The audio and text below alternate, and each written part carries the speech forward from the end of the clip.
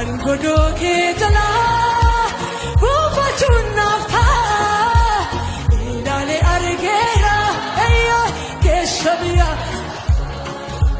si jala buufan eeyyaa naafin wayyaa barri jireenyaa qaabbanana barri jireenya koo barri jireenyaa koo qaabbanana barri jireenya koo.